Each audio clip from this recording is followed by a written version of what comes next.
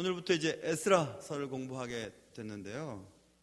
에스라라고 하는 이름은 help라는 뜻이에요. 그러니까 동사로 돕다, 명사로 쓰면 도움, 도우심 이런 뜻이에요.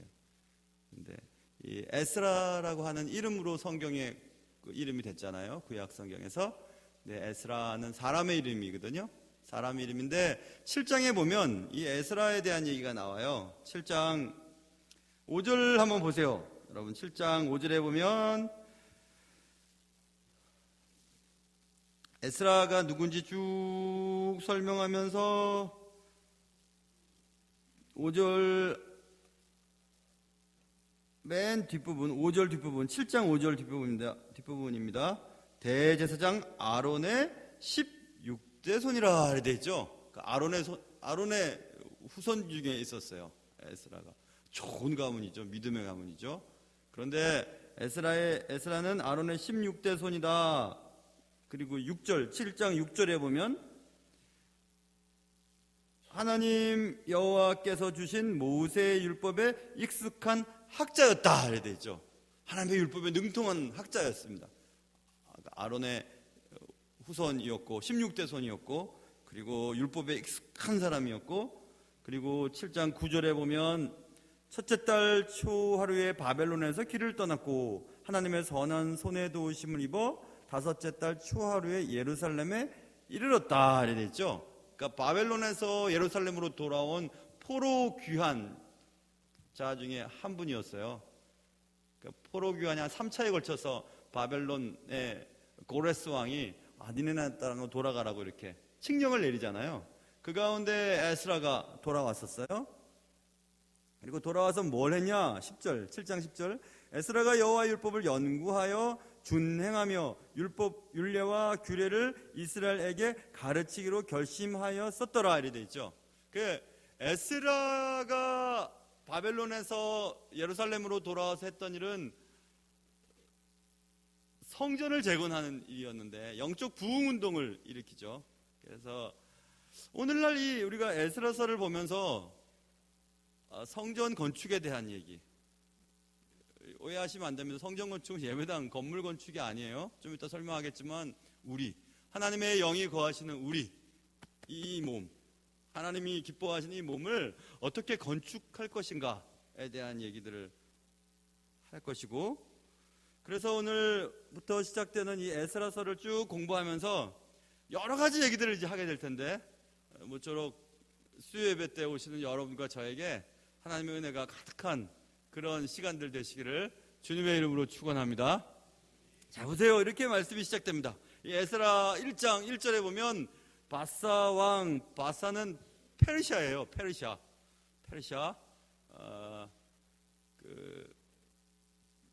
우리가 아수르 제국, 그리고 바벨론 제국, 그리고 바벨론 제국을 넘어뜨리는 것이 메데바사라고 하는 두 나라의 연합군이었거든요. 그리고 이제 메데바사가 그 땅을 메소포타미아 지역을 차지하고 메데 족속을 이겨요. 바사가.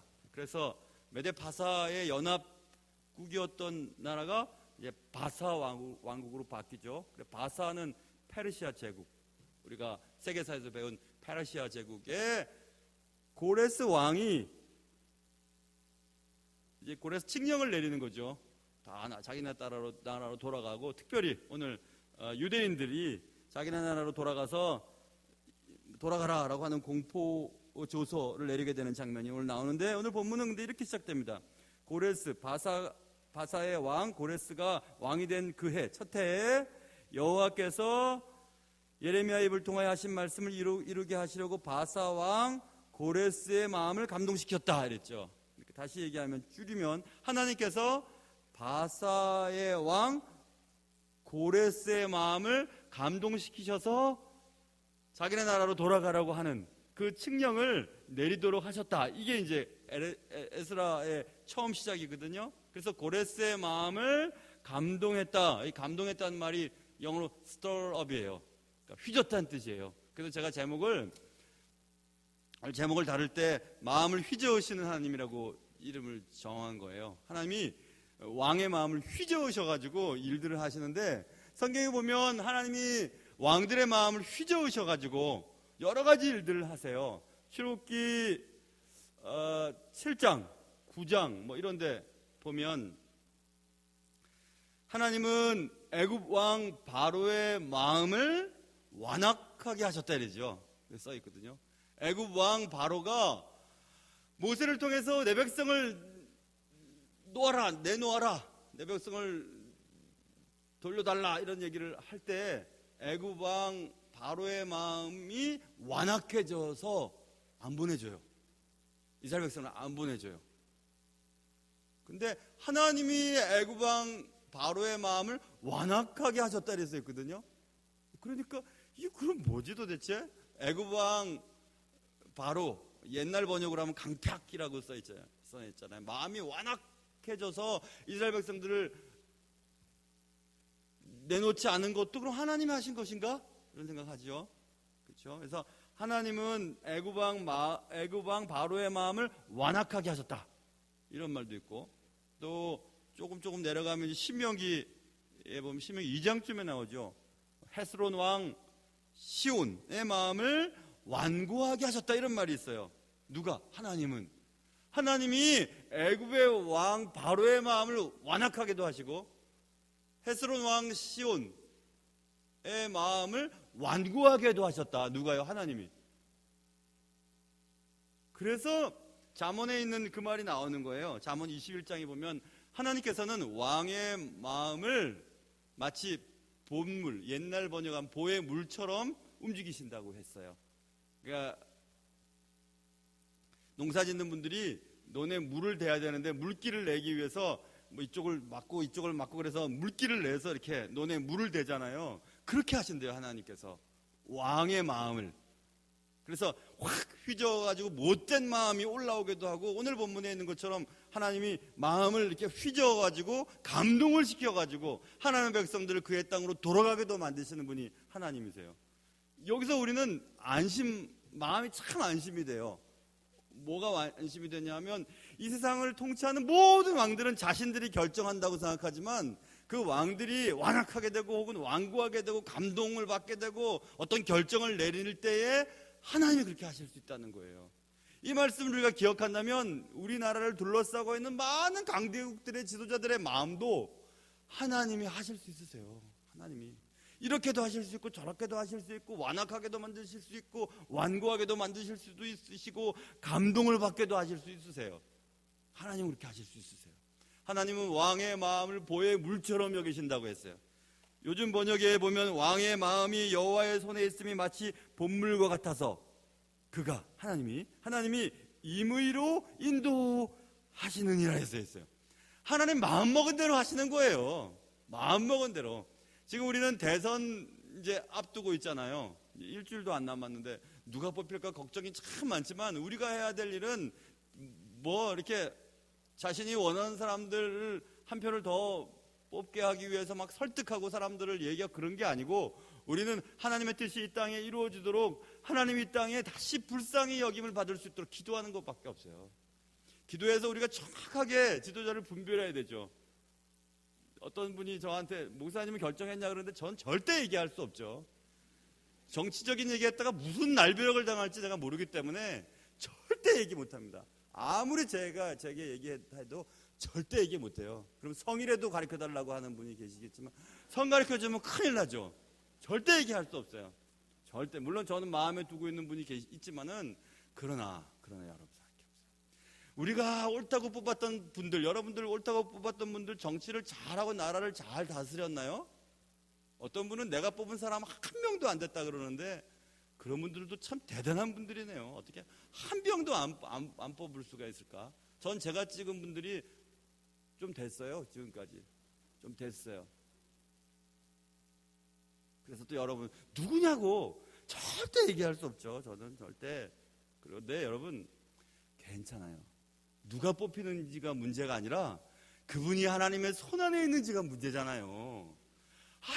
그분이 하나님의 손안에 있으면 그의 마음이 완악하게도 되고 완고하게도 되고 감동받게도 돼서 제 아무리 이방 땅의 왕이었던 바사왕, 페르시아의 고레스 왕도 하나님이 그의 마음을 감동시키셔서 예레미야의 입을 통해서 예언한 대로 야 니르네 땅으로 돌아가서 성전을 건축하라라고 얘기를 해요. 말이 되는 소리예요. 말이나 됩니까? 이방나라 왕이 포로로 잡아온 이스라엘 민족들에게 너희네 나라 땅으로 돌아가가지고 성전을 건축하라고 오늘 본문에서 말하거든요. 말도 안 되는 소리이죠. 근데 그렇게 하실 수 있어요. 하나님은 얼마든지 그렇게 하실 수 있어요. 한숨이 나시는 분들 계시네. 하나님은 얼마든지 그렇게 하실 수 있어요. 그런데 그러니까 여러분, 어떤 사업을 체결할 때 상대방, 혹은 또 결혼을 앞둔 상대방의 마음, 또 부모님의 마음, 얼마든지 변하게 하실 수 있어요. 하나님의 뜻대로. 그러니까는 하나님과 좀 가까운 분들은 세상을 사는 게 참 쉬울 수가 있을 것 같아요. 하나님이 얼마든지 사람의 마음을 변화시킬 수 있거든요. 제가 그런 경험한 적이 있었어요. 논문을 이제 주심 교수님한테는 통과가 금방 됐어요. 야, 근데 부심 교수님 한 분이 얼마나 깐깐하신지, 이거 틀렸다 고쳐오라, 저거 틀렸다 고쳐오라, 이거 다시 생각해보라, 계속 그냥 그러시는 거예요. 그냥 지쳐서 이제 네 번째 이제 고쳐가지고 이제 교수님을 만나기로 했어요. 만나기로 했는데, 만나기 바로 전에 그 학교에 프레이 가든인가 가든 오브 프레이인가 하는 그 기도하는 정원이 있어요. 그 기도하는 정원에서 정말 주님 앞에 하나님, 난 지쳐서 못하겠어요. 더 논문을 수정하는 것도 힘들고 하나님 도와주세요. 이렇게 기도하는데 시편, 제가 정확하진 않아요. 그 구절이. 근데 제가 아까 그때 그 말씀인가 하고 뒤져보니까 아마 그 말씀인 것 같은데, 시편 118편 7절에 있는 말씀이 딱 떠오르는데 아마 그 말씀 같아요. 그 말씀이 어떤 말씀이냐면 이런 말씀이었거든요.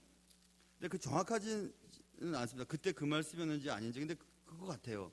어떤 말씀이 쓰여있냐면, 여호와께서 내 편이 되사 나를 돕는 자들 중에 계시니 그러므로 나를 미워하는 자들에게 보응하시는 것을 내가 보리로다. 여호와께 피하는 것이 사람들을 신뢰하는 것보다 나으며 여호와께 피하는 것이 고관들을 신뢰하는 것보다 낫도다. 이런 비슷한 말이었어요. 근데 이 말씀이 딱 떠오르면서 이 말씀을 딱 보니까 하나님께서 내 편이시고 나를 미워하는 저 부심 교수님, 저 미워하는 저분에게 보응하시는 것을 내가 보을 거다. 그리고 하나님께 내가 피하고 있으니까 사람을 신뢰하는 것보다 낫다. 이런 말씀이 제게는 오늘 통과되겠구나 이렇게 들리더라고요. 제 마음속에. 기도를 하는데, 여러분, 기도하다가 기도응답 받는 것은 자기는 알아요. 이게 기도응답이, 그치? 다른 사람들은 뭐라 그러든지 상관없이 자기는 이거 되겠구나 안 되겠구나 하는 거 알 수 있잖아요. 근데 그날 되겠구나, 오늘 저 교수님이 통과시켜 주겠구나 하는 생각이 들었어요. 딱 이제 마음에 확신을 가지고 딱 들어갔는데 교수님이 잘 고쳐왔냐고 이렇게 물어보고 또 뭐라고 막 무슨 말인지도 못 알아듣는 말들도 막 하시고, 그래서 내가 걱정을 많이 했는데 이런저런 얘기하고 유학생활이 재밌는지 앞으로 어떻게 할 건지 이렇게 얘기를 한참을 하다가 수고했다 그러면서 사인을 해주는 거예요. 여러분은 감동이 없을 줄 알았어요. 나는 그때 진짜 나는 갖고 있던 논문을 막 하늘에 던질 뻔했어요. 너무 이렇게 쉬운 걸 왜 그동안 안 해줬단 말일까? 그러니까 제가 생각할 때는 그때 그 순간에 하나님이 뭘 씌워놓으신 것 같아요. 그 교수님 뭘 탁 덮어놓으신 것 같아요. 그래가지고 그냥 통과가 됐어요. 여러분 가만히 생각해 보세요. 여러분 결혼할 때 뭐가 씌워서 그 남자랑 결혼했죠? 누가 그게 오셨나? 그렇잖아요. 그때 보면은 그 남자가 그 여자가 그렇게 예쁘고 잘생겨 보이는 거예요. 코가 크면 코가 커서 믿음직스럽게 보이고, 눈이 찢어지면 어쩜 저렇게 눈이 예쁘게 찢어졌는지 그렇게 생각 들고, 키가 작으면 어쩜 귀여운지, 키가 크면 왜 이렇게 키가 늘어났는지 다 좋은 거예요. 그죠? 하나님이 뭘 씌우시는 거죠. 그렇기 때문에 뭐 사업을 하든지 뭐 공부를 하든지 사람을 만나든지 아니면 왕의 마음을 보의 물처럼 움직이시는 하나님께서 얼마든지 하실 수 있으세요. 얼마든지.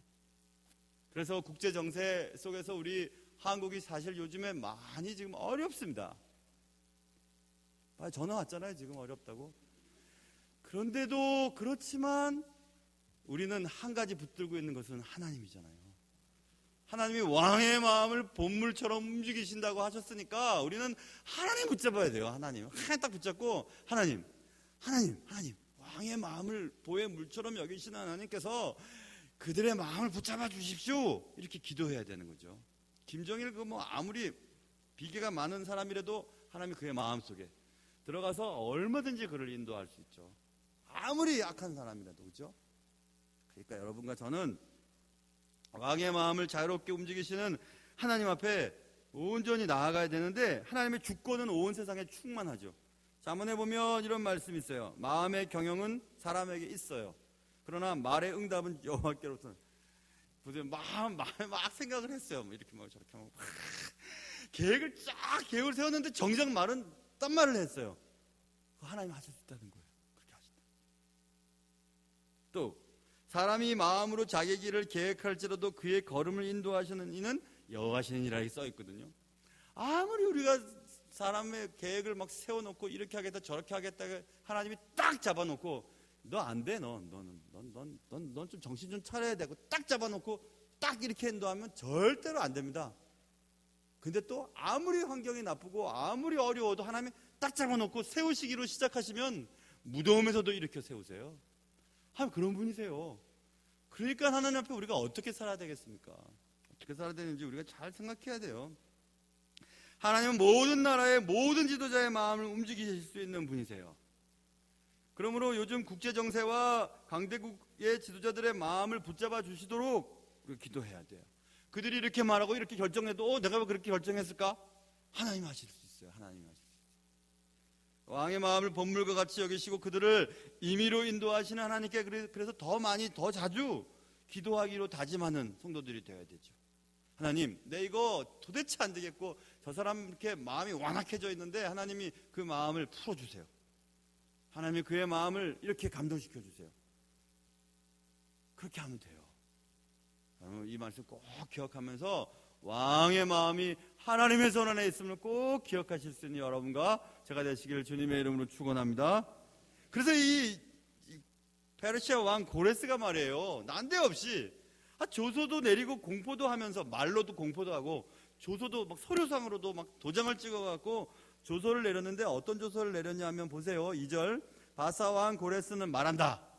하늘의 하나님 여호와께서 말도 안 되는 소리를 지금 하고 있잖아요. 어떻게 그거 알았을까? 하여튼 여호와께서 세상 모든 나라를 내게 주셨다. 그것도 어떻게 알았을까? 그가 그 자리에 있다는 것이 그의 노력과 그의 전투력 그리고 그의 뭐 여러 가지 이유 때문이 아니라 하나님이 내게 주신 것을 어떻게 알았을까? 그리고 여호와께서 세상 모든 나라를 내게 주고 나에게 명령하사 유다 예루살렘에 성전을 건축하라고 하셨다. 이렇게 말했어요. 유다의 예루살렘에 성전을 건축하라고 내게 말씀하셨어. 명령하셨어. 뭐 꿈으로 얘기했는지 나타나셨는지 뭐 때문인지 모르지만 하여튼 바사 왕 고레스는 그렇게 지금 얘기를 하고 조서까지 꾸몄어요. 또 보세요. 3절 이스라엘의 하나님은 참 신이시라. 여러분 당대에 온갖 신들이 있었던 가나안의 신들은 얼마나 많았어요. 메소포타미아의 신들은 얼마나 많았어요.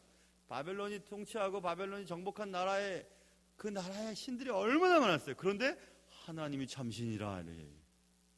대단하죠, 그죠? 참신이라. 너희 중에 그의 백성된 자는 다 유다 예루살렘으로 올라가서 이스라엘의 하나님 여호와의 성전을 건축하라. 그는 예루살렘에 계신 하나님이시라. 이렇게 얘기했어요. 야, 기가 막힌 얘기 아닙니까? 이방 나라의 신이 당대 페르시아 제국의 고레스 왕, 그 왕이 참신이 여호와고 그 참신이신 하나님이 내게 모든 나라를 주셨고 그러니까 그 여호와께 속한 유다 백성들은 유다 나라에 돌아가서 예루살렘의 성전을 건축하라 이렇게 명령을 내려요. 대단한 일 아닙니까? 대단한 일이죠. 그러니까 여러분, 우리를 하나님이 도와주시기로, 우리를 세우시기로 작정하시면요, 예수 믿는 사람이든지 믿지 않는 사람이든지, 악한 사람이든지 악한 사람 아니든지, 나를 한 번도 본 사람이든지 보지 않은 사람이든지 우리를 도와주세요. 우리를 막 세워주세요. 그래서 우리가 막 높아지도록 만드세요. 대단한 거죠. 그래서 성전을 건축하라 이렇게 바사 왕 고레스를 통해 조소를 내리고 공포를 했잖아요. 여기서 우리는 바벨론의 포로로 잡혀갔던 사람들이 이제 자기네 땅으로 돌아오는, 다시 얘기하면 이런 거예요. 죄의 포로로 잡혀있던 우리가 예수 그리스도로 말미암아 자유의 몸이 돼서 하나님의 백성이 되잖아요. 똑같은 거예요. 바벨론의 포로로 잡혀있던 자가 포로가 귀환해서 자신의 선택받은 땅으로 돌아온 것처럼. 그래서 하나님이 돌아온 유다 백성들에게 제일 요구한 게 뭐죠? 성전을 건축하라잖아요. 그러니까 우리도 죄의 자녀로부터, 죄의 포로로부터 이제 구속받아 구원받아서 하나님의 자녀가 되었을 때 우리가 제일 먼저 해야 될 게 뭐냐 하면 성전 건축하는 거예요. 그런데 여기서 여러분 졸다가 지금 듣지 마세요. 성전 건축은 예배당 세우라는 얘기가 아니에요.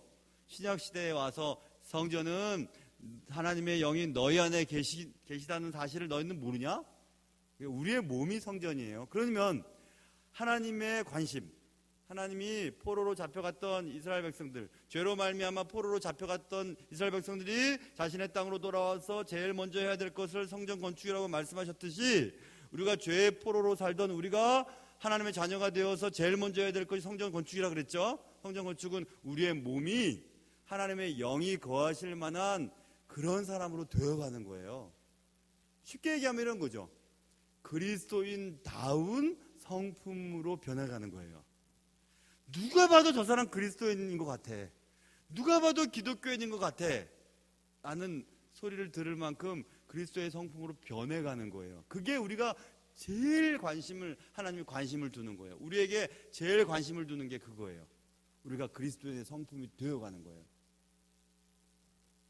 그래서 고린도전서 3장 16절, 너희는 너희가 하나님의 성전인 것과 하나님의 성령이 너희 안에 계시는 것을 알지 못하느냐라고 얘기하는 것을 보면, 우리가 성령이 이제 내주하시면, 우리가 구속받아서 하나님의 자녀가 되었으면 성령이 거하시는 우리의 성전, 우리의 몸을 그리스도인답게 만들어가는 일이 중요하죠. 그 그리스도인의 성품을 우리가 만들어가는 거예요. 그게 건축하는 거예요. 우리가 평생토록 해야 될 그거예요. 그게 그러면 어떻게 해야 되는가? 베드로후서에 써 있어요. 베드로후서 1장 4절부터 7절까지 뒷부분만 읽어보면 이렇게 제가 읽어볼게요. 이로써 그 보배롭고 지극히 큰 약속을, 우리 같이 읽어봐요. 베드로후서 여러분 찾기 힘들지요.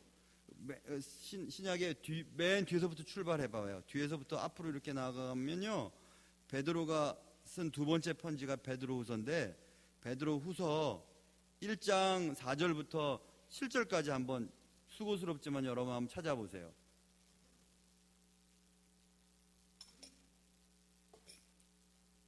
베드로후서 1장 4절부터 7절까지 한번 4절부터 읽어볼까요? 여러분 읽어주세요. 시작. 이로써 그 보배롭고 지극히 큰 약속을 우리에게 주사, 이 약속으로 말미암아 너희가 정욕 때문에 세상에서 썩어질 것을 피하여 신성한 성품에 참여하는 자가 되게 하려 하셨느니라. 거기까지만 읽어보세요. 신의 성품에 참여하는 자가 되게 하려 하심이라. 우리를 구원한 건 신의 성품이 뭐냐? 그러므로 보세요. 눈으로 보세요. 그러므로 너희가 더욱 힘써 너희 믿음에, 있죠? 믿음은 하나님의 선물이에요. 우리가 구원받은 믿음을 선물로 받아요. 자, 됐어요. 믿음에 그 위에 덕을 세워야 돼요. 덕은 용기가 있어야지 덕이 있어요. 여러분, 옳은 거 따지는 거 쉬워요. 딱 보고 있다가 이제 틀렸다고, 당신 틀렸다고, 누구든지 할 수 있어요. 그거 틀렸다는 거 얘기하기. 그런데 하나님이 기뻐하시는 그리스도의 성품은 덕이에요. 덕. 옳고 그름 따지는 게 아니라 이게 덕스러운가 덕스럽지 않은가, 그게 그리스도의 성품이죠. 옳고 그른 거는 몰라도 알아요. 장기 두는 사람이나 바둑 두는 사람은, 진짜 두고 있는 사람, 옆에서 훈수 두는 사람은 막 훨씬 더 잘 둬요. 훨씬. 말은 쉽죠. 아이고 내가 설교하면 저거보다 잘하겠다. 해보십시오. 내가 노래하면 저거보다 잘하지. 무슨 성가대가 저래, 찬양대가 뭐죠. 해보세요. 진짜 최선을 다해서 하시는 거죠. 모든 게. 우리 장로님들 얼마나 애쓰시는지 몰라요. 아이씨, 내가 장로라면 저보다 더 훨씬 잘한다. 아이고, 하나님이 시킬 만한 사람 시키고 될 만한 사람 되게 하시는 거예요. 아무나 그냥 그렇게 막 하는 거 아니에요. 그러니까 우리는, 그렇다고 우리가 뭐 교회 직분이 뭐 큰 거 작은 게 있나요? 다 그냥 직분이 다 다른 것 뿐이잖아요. 그러니까 그냥 감사하면서 하면 되는데, 믿음이 가진 믿음이 있잖아요. 믿음은 선물이잖아요. 하나님이 주신 거잖아요. 구원받았으니까. 믿음은 선물이지만 거기에 이제 덕을 세우는 것은 용기가 필요해요. 옳은 거 알아요. 틀린 것도 알아요. 하지만 덕스럽게 행동하기 위해서는 용기가 필요하다니까요. 용기가 필요해요. 에이, 내가 그거 따지면 뭐 하겠나. 교회 덕이 안 될 텐데. 그러니까 그러면서 다른 사람으로부터 오해를 받고 또 다른 사람들로부터 함부로 여김을 받을 때 용기를 내는 거죠. 하나님의 몸된 교회를 위해서 내가 잠잠해야지. 내가 그냥 가슴 아파도 참아야지. 용기가 있어야 돼요. 그게 그리스도의 성품이에요. 자라가는 거죠. 그거 갖고는 안 돼요. 보면 덕 있죠. 덕의 지식은 판단력을 말해요. 이해력과 판단력. 판단이 바로 서 있지 않으면 어떡하겠어요. 막 다 옳다고 얘기하는데 판단력을 말해요. 그 지식의 절제를, 옳아도 알아도 이해해도 판단이 섰어도 절제가 필요하죠. 그게 그리스도의 성품에, 신의 성품에 참여하는 자의 그리스도의 성품이죠. 또 뭐예요? 그 다음 인내는 뭐 알죠? 인내, 경건하게 살려면 헌신이 필요해요. 많이 포기해야 됩니다. 그렇죠? 헌신에 대한 거, 형제 우애, 희생하고 봉사하고 친절하게 여기는 것, 친절하게 대하는 것, 그런 거 필요하죠. 그 다음에 형제 우애의 사랑을, 그러니까 제일 최고의 덕목은 결국 사랑이에요. 예수님을 믿는데 교회 다니는데 사랑이 없어요. 사랑이 있으면 다 이해돼요. 다 덕스럽게 행동할 수 있어요. 다 덮을 수 있어요. 절제도 할 수 있고 인내도 할 수 있고 다 할 수 있어요. 사랑이 없으니까 그 모양 그렇게 사는 거예요. 모든 문제는 사랑 없으면서 나오는 거죠. 그거 왜 그럴까요, 여러분? 교회를 다니고 뭐 교회 생활 오래 했는데도 왜 그렇게 사랑이 없을까요? 왜 그럴까요? 그것은 오늘 본문에 있는 것처럼 성전을 건축하지 않아, 자기의 그리스도의 성품에 대해 관심이 없는 거예요. 내가 그리스도의 성품에 대해 관심이 없어요. 그냥 막 사는 거죠. 교회만 다니는 것 뿐이지. 그래서 한번 여러분 생각해 보세요. 나는 하나님 주신 선물로 믿음은 갖게 되었지만 덕스럽게 행동하고 있는지, 내가 덕스럽게 행동하는지 생각해 보세요. 덕이 있어야 되죠. 사람이 덕이, 그렇죠. 그리고 지식, 판단력이 있는지, 절제하는지. 할 수 있지만 안 하는 게 절제 있는 거 아니겠어요? 할 말 다 할 수 있지만 안 하는 게 절제 아니겠어요? 그렇게, 그것도 힘이 있어야 되는 거죠. 인내도 그렇고 경건, 형제우애, 그리고 무엇보다도 사랑 없으면 아무것도 아니에요. 고린도전서 13장에 있는 것처럼 아무것도 아니에요. 뭐 대단한 천사의 말을 해도 아무것도 아니에요.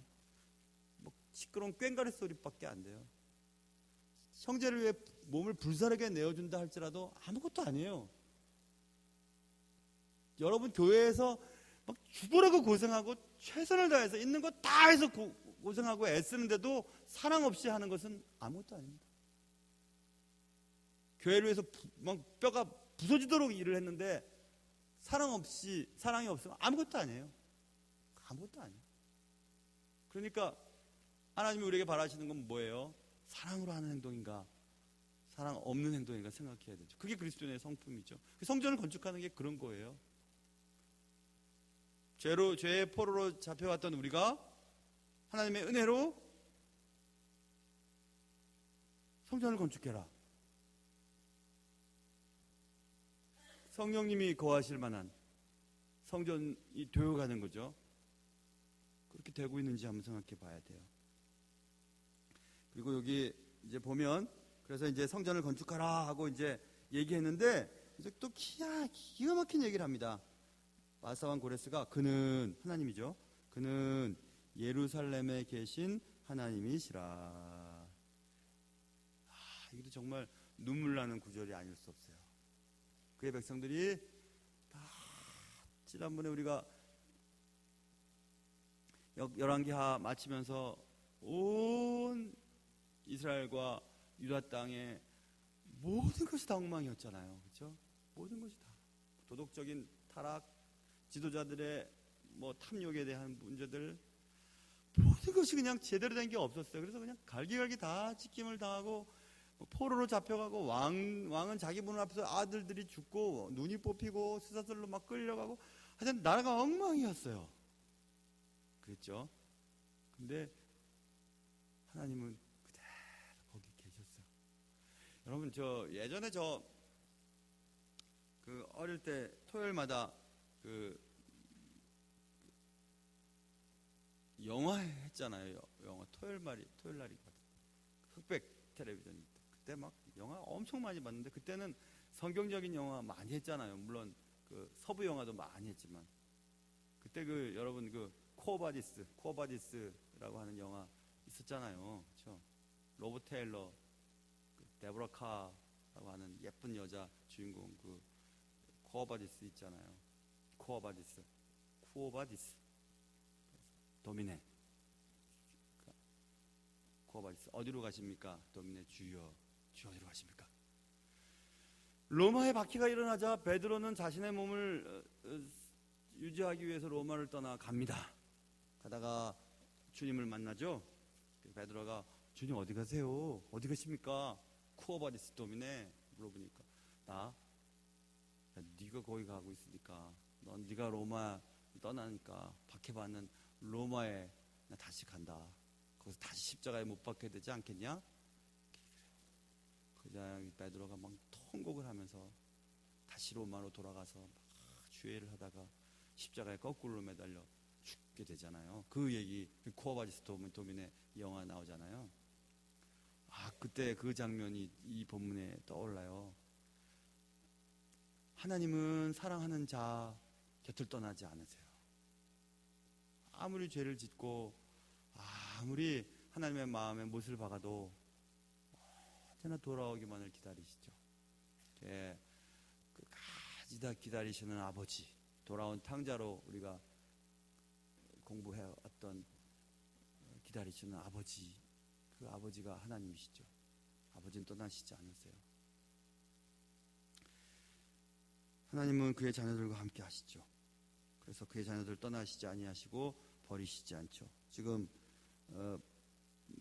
바사왕 고레스가 그의 입을 통해서, 그는 하나님은 예루살렘에 계신 하나님이시라. 예루살렘은 파괴되고 성전도 파괴되고 엉망이 되어가 있는 그곳에 주님은 그대로 계셨어요. 돌아오기만을, 그의 백성들이 돌아와서 다시 성전을 건축하기를 기다리고 계시다는 것을 알 수 있죠. 하나님은 이렇게 말씀하셨어요. 이사야 선지자를 통해서. 이사야서 49장에, 여인이 어찌 그 젖 먹는 자식을 잊겠냐, 자기가 낳아서 젖 먹는 애를 잊겠냐, 여자가. 근데 있더라고요, 요즘에는. 그렇죠? 애기 낳아서 막 버리는 사람도 있고, 그리고 막 이거 잘못 가졌네 하고 애기 지우기도 하고. 아이고, 큰일 날 일이죠. 그렇죠?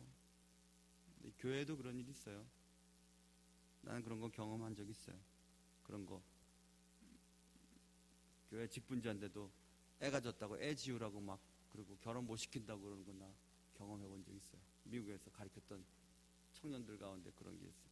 그 아버지 장로님이셨는데 그런 거 보니까 내 마음이 많이 아팠었어요. 어떻게 자기가 배에 있는 애를 없애고 그러겠어요. 그리고 그 아이를 버리겠어요. 그렇게 하지 못하죠. 자기 태에서 난 아들을 긍휼히 여기지 않겠냐. 있을 수 없는 일이죠. 근데 만약 혹시 잊을지라도 혹시 잊어버리고 버리고 그런다 그래도 나는 너를 잊지 않겠다 이렇게 말씀하셨어요. 그럼 됐죠. 뭐 하나님 우리를 그렇게 사랑하시는데. 계속 전화가 오네요. 어디선가. 예배당 들어올 때 전화 끄시는 게 좋을걸요 아마. 그래서 여러분, 여인이 그 젖 먹는 그 자식을 어떻게 잊겠어요. 그렇죠? 자기 태에서 난 아들을 어떻게 긍휼히 여기지 않겠어요. 근데 그런 일은 벌어진다고 해도 난 너를 안 잊지. 하나님의 처절한 사랑이죠. 그렇죠? 처절한 사랑. 하나님의 놀라운 사랑. 그 사랑의 대상이 우리예요. 근데 보세요. 우리가 그런 사랑을 입었잖아요. 그런 사랑을 입었는데 그런 사랑을 입었으면서도 우리는 다른 사람을 얼마나 미워하기도 좋아하는지, 용서를 못하는지. 그러니 하나님 보실 때 얼마나 여러 번 예수님을 통해서 말씀하셨어요.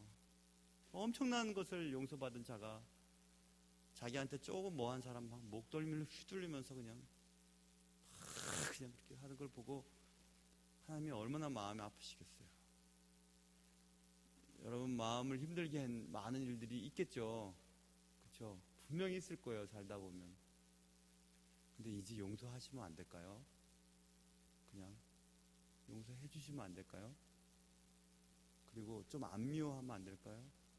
미워하는 거 되게 에너지 쓰는 일이에요. 미워하면 너무 힘들어요. 그렇죠? 안 그러면 좋을 것 같아요. 주일날 얘기했듯이 너 때문에 내가 인생이 꼬였지. 반대로 생각하면 안 될까요? 나 때문에 저 사람이 저렇게 인생이 꼬였는데 미안하다 생각하면 안 될까요? 그러면 안 될까요? 왜 우리는 착한 사람, 여러분과 다 그렇잖아요. 우리는 착한 사람이야. 내가 항상 손해지. 내가 항상 이렇게 어려움을 당하지. 난 왜 그런지 모르겠어. 그러면서 스스로 얘기해요. 의인은 고통이 많으니까 뭐 그런가 보지. 그리고 자기를 의인처럼 여겨요. 여기 어느 한 분 하나님 보시기에 의인 없으세요. 완벽한 사람 아무도 없으세요. 한 70%? 한 60%? 30%? 하나님 눈에는 똑같아요. 다 죄인이에요. 다 똑같아요.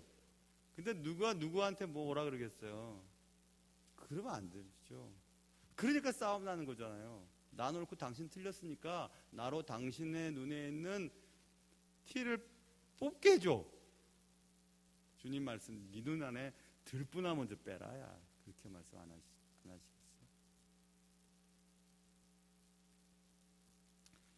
그래서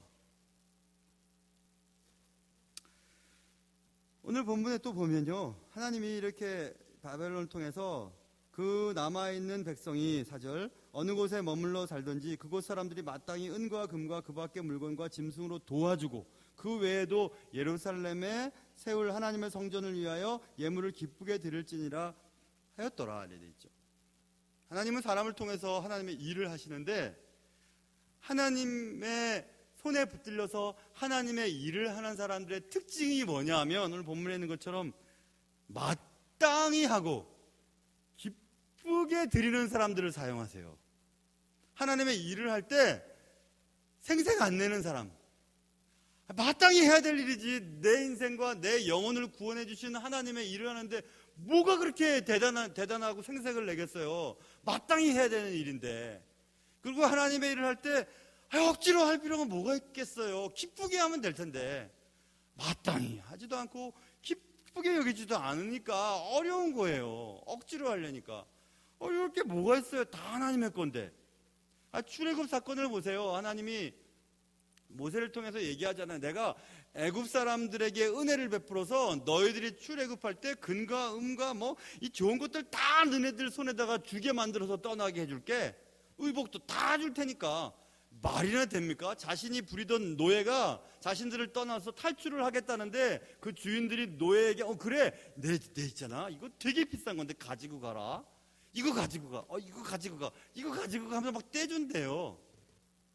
그렇게 얘기를 했더니 진짜 출애굽할 때 막 왕궁의 노예들 그 다음에 귀족들의 노예들 거기서 막 애쓰던 사람들 그런 사람들에게 다 이스라엘 사람들에게 다 애굽 사람들이 자기의 좋은 것 은과 금과 뭐 좋은 것들 예복 의복 다 줍니다. 그리고 막 가라고 이렇게 얘기해요.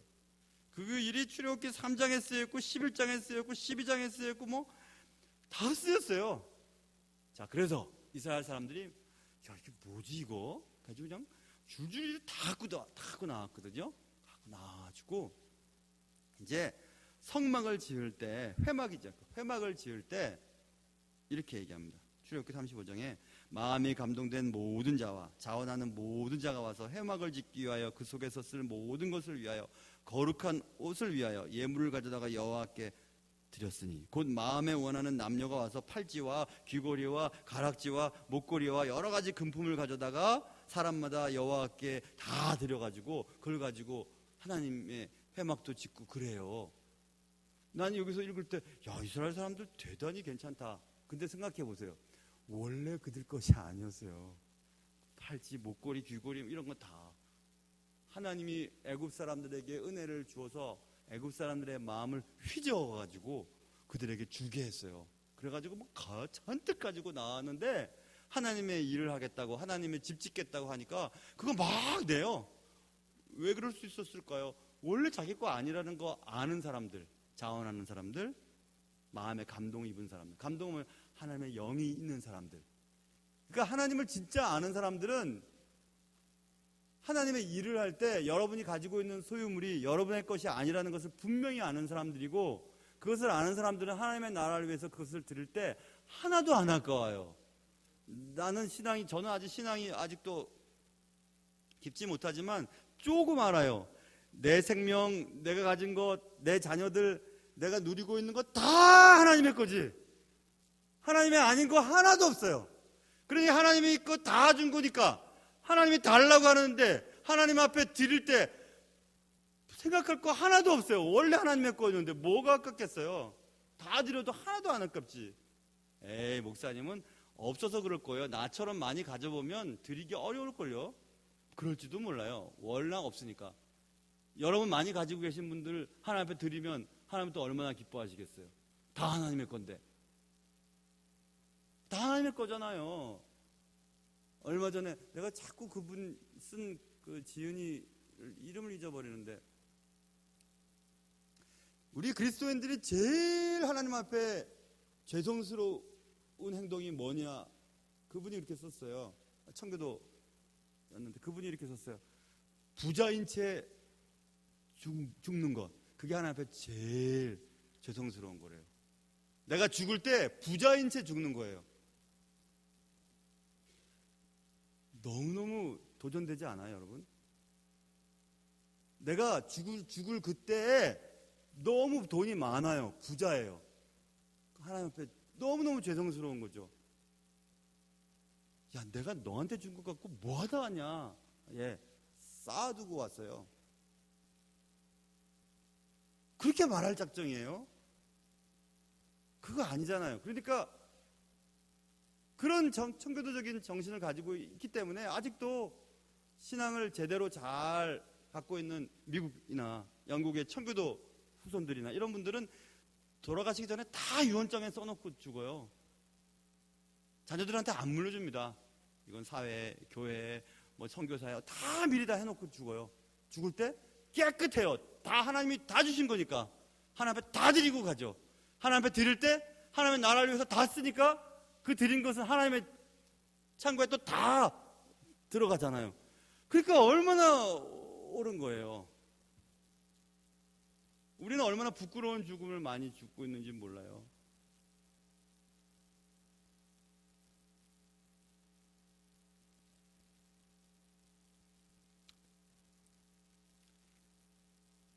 그래서 누가복음 17장에 어떤 종이 형에게 주인이 칭찬해요. 아이고 착한 것 열심히 일했네. 근데 주인이 놀라운 얘기를 하죠. 그런 얘기는 정말 처음 들어봤어요. 누가복음 17장에 항상 그 생각하셨으면 좋겠어요. 저도 그 생각하는데요. 누가복음 17장 9절부터 10절 이렇게 써 있어요.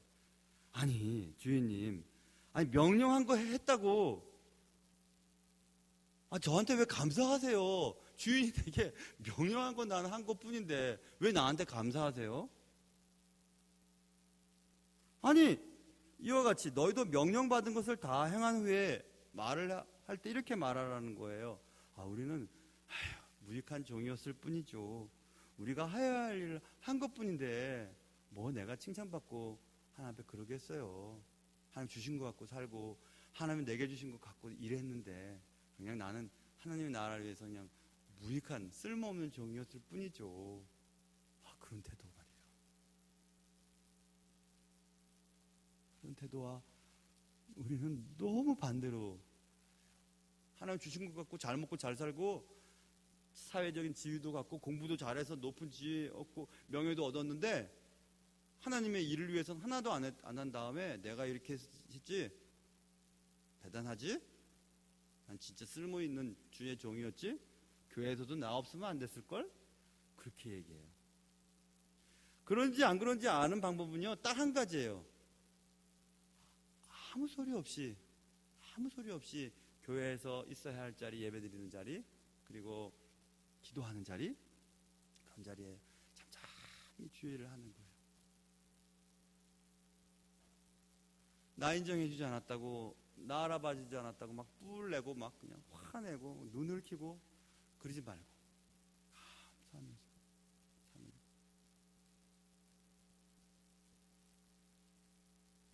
온 세상은 하나님의 무대예요. 하나님의 뜻에 따라 모든 것들은 자신의 의지대로 행동하는 것 같지만 하나님의 뜻에 따라 연기해요.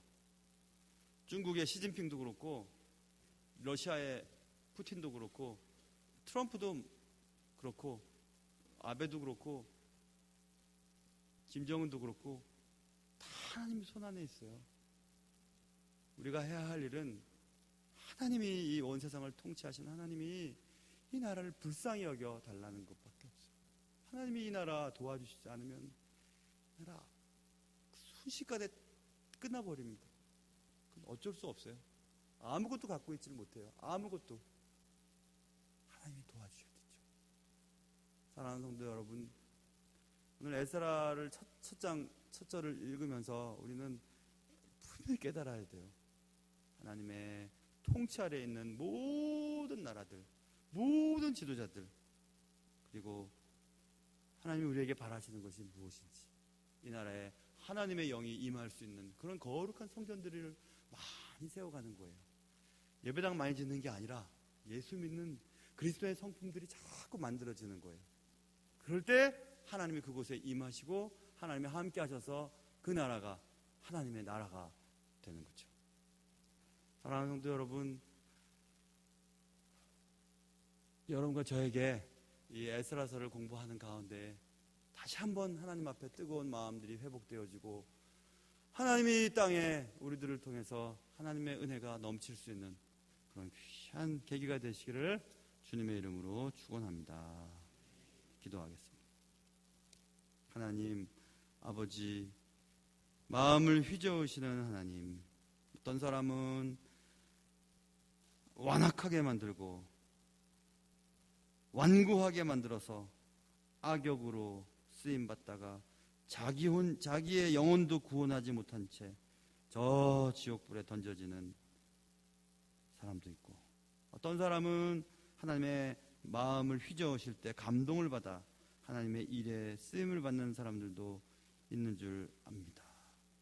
우리가 예수님을 믿으면 그리스도인의 좋은 성품들을 회복하여서 예전보다는 조금 더 달라져야 될 텐데 어찌나 거칠고 어찌나 지멋대로 살아가는지 우리를 용서해 주시고 정직하고 겸손하고 덕을 세우고 판단력을 가지고 무엇보다도 사랑이 많은 사람으로 살 수 있도록 도와주시옵소서.